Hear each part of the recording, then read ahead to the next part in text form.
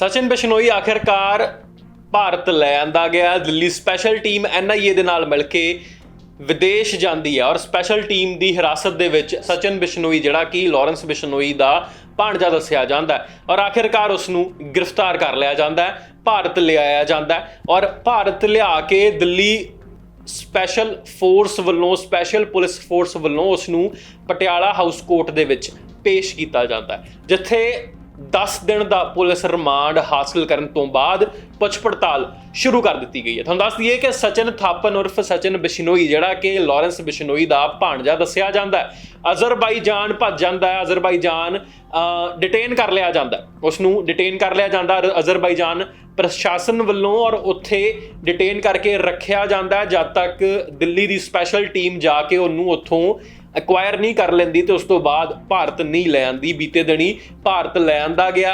हुण दिल्ली की स्पैशल जी task force हैगी है उसकी हिरासत दे विच सचिन थापन इस वेले 10 दिन का पुलिस रिमांड भोगदा पिया है। 10 दिन का रिमांड हासिल होया है और इस दे विच वड्डे खुलासे करन दी गल कीती जा रही है। हालांकि तुहानूं ये दस दईए जदों सचिन बिश्नोई भारत लिआंदा गया तो उसनूं बुलेट प्रूफ जैकेट विच लद्दिया होया सी। बुलेट प्रूफ जैकेट उसदे आसे पासे बन्नी हुई सी ताकि उसनूं कोई जानी नुकसान ना कर सके।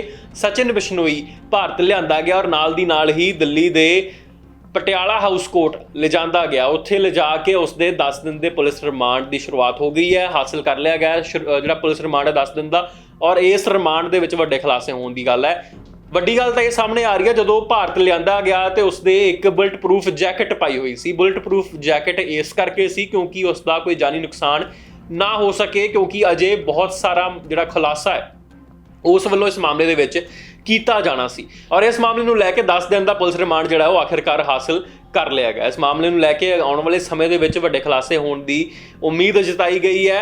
पर इस दे नाल ही जे गल करिए वड्डे पुलिस अधिकारियों की ते आओ तुहानूं सुणाने आ की कहंदे ने पुलिस अधिकारी। केंद्रीय गृह मंत्री जी ने अगस्त 2022 में एक मीटिंग करी थी सीपी दिल्ली साहब के साथ और DG NIA भी थे, जिसमें उन्होंने टास्किंग करी थी और इन दोनों ऑर्गेनाइजेशंस को विशेष तौर पे ऑर्गेनाइज क्राइम सिंडिकेट्स पे, नार्को टेरर पे काम करने के लिए। तो उसके तहत 3 हमने अलग अलग केसेस दर्ज किए थे, जिसमें एक लॉरेंस खाड़ा सिंडिकेट पे था, एक कौशल चौधरी लक्की पटियाल पे था और तीसरा नार्को टेरर के वर्टिकल पे था। तो उसी के तहत कुछ महीने पहले जैसा आपको पता है दीपक बॉक्सर को मैक्सिको से लाया गया था, FBI के साथ ज्वाइंट एफर्ट था और लास्ट ईयर 29 मई को सिद्धू मूसेवाला की हत्या के बाद से लगातार दिल्ली पुलिस स्पेशल सेल इस पे प्रयास करता रहा है, जिसके तहत आपको पता है कि जो शूटर से उनको पकड़ा गया अलग अलग मॉड्यूल्स को और इनके मेन कॉन्स्पिरेटर को पकड़ा गया। तो उसी के चलते आज सुबह अजरबैजान से सचिन थापन को एक्स्ट्राडाइट किया गया है, उसकी अरेस्ट डाल ली गई है और आगे पुलिस कस्टडी रिमांड लेके जो कार्रवाई बनती है उसको अमल में लाया जाएगा। सर, सचिन थापन का रोल क्या था, क्योंकि जैसे ही मर्डर हुआ तो वो यहाँ से फरार हो गया। सचिन थापन देखिए लॉरेंस का करीबी है, उसके गांव का है और एक तो अभी बड़ी अर्ली स्टेज है इंटरोगेशन की। जैसा कि उसने बताया कि एक तो बोलेरो जिसपे सिद्धू को चेज किया गया वो सचिन थापन ने ऑर्गेनाइज कराई।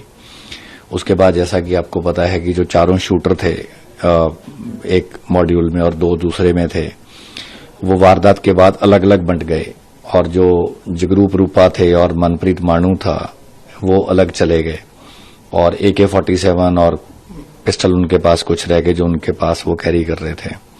जो बाकी 4 लोग थे जिसमें दीपक मुंडी था, अंकित सिरसा था, प्रियव्रत फौजी था, कशिश केशव था, तो ये अलग हो गए। इनके वेपन जो थे वो रोहित गोदारा के पास गए। तो रोहित गोदारा का भी इसने जो वेपन उसको गए उसके बारे में भी सचिन ने बताया कि इसने ये जो वेपन हैंडलिंग वाला पार्ट भी है इसने ऑर्गेनाइज किया था, पिचिन किया था। इसके अलावा अभी तो अर्ली स्टेज ऑफ इंटरोगेशन है, जो कोई चीज सामने आती है और जो हम पब्लिक डोमेन में आपसे शेयर कर सकते हैं वो जरूर करेंगे। सर, एक तरह से उसने चैलेंज किया था, जब बाहर से जिम्मेदारी लेते हुए ये कहा था कि मैं इसमें शामिल हूं, चैलेंज किया था, तो किस तरह से उस समय कार्रवाई की गई थी, क्या उसने बताया था तब? देखिए, जैसा कि हमने पहले ही बताया, एक्चुअली ये हमारी जुरिसडिक्शन में नहीं था तो, लेकिन क्योंकि ऑर्गेनाइज्ड बहुत ही ब्रेजन टाइप का केस था और क्योंकि पहले इनके वर्टिकल पे ऑलरेडी स्पेशल सेल ने काम कर रखा था, उनके राइवल वर्टिकल पे भी कर रखा था, तो इसलिए स्पेशल सेल को उसी टाइम से हमने टास्किंग करी थी डिफरेंट टीम्स की। तो चैलेंजिंग था क्योंकि केस हमारी जुरिस्डिक्शन का नहीं था और डॉक्यूमेंटेशन वगैरह, लेकिन जो एग्जिस्टिंग केस थे हमारे पास, 3 हमारे पास काउंटर इंटेलिजेंस के केस थे सीआई सेल के, और 2 हमारे पास न्यू दिल्ली रेंज के केस थे जिसमें मकोका का भी केस था। तो उन्हीं में जो पेपर कार्रवाई थी वो लगातार इसको अमल में लाया गया, जिसके कारण से आरसीएन खुला और कोर्ट में भी वहां पे चैलेंज हुआ, लेकिन नीचे की कोर्ट के हारने के बाद ऊपर की हाई कोर्ट में भी जब ये हार गए तो फिर इसकी एक्स्ट्राडिशन का रूट क्लियर हो गया। सर कितनी टीम इसमें तो मल्टीपल टीम्स थी, मतलब गिनती नहीं है, क्योंकि हर रेंज ही हमारी अलग अलग टास्किंग थी और अलग अलग काम कर रही थी। सर अभी तक इसमें सचिन ने बताया क्योंकि वो क्यों जैसे वो हम वारदात को अंजाम दिया, फरार हो गया था, बाहर चला गया देश के, क्या बताया था, क्या जानकारी मिली थी? नहीं, इनको थोड़ी लगती थी, इम्यूनिटी लगती थी कि भाई बाहर जाएंगे तो इतना इजी नहीं है बाहर की जुरिस्डिक्शन से लाना, और बड़े कम एफर्ट जो थे पहले सक्सेसफुल हुए हैं। लेकिन अभी हम देख रहे हैं कि तमाम एजेंसीज की कोऑपरेशन के कारण पहले दीपक बॉक्सर को लाया गया, अब सचिन थापन को लाया गया।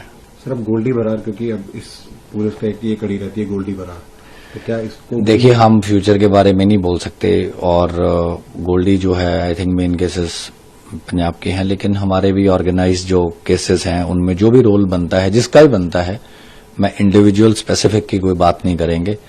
जो इन्वेस्टिगेशन है वो देखो लगातार चलती रहती है, उसके चलते आगे जो भी फर्दर डेवलपमेंट होगी तो आपसे हम शेयर करेंगे। Subscribe to One India channel and never miss an update.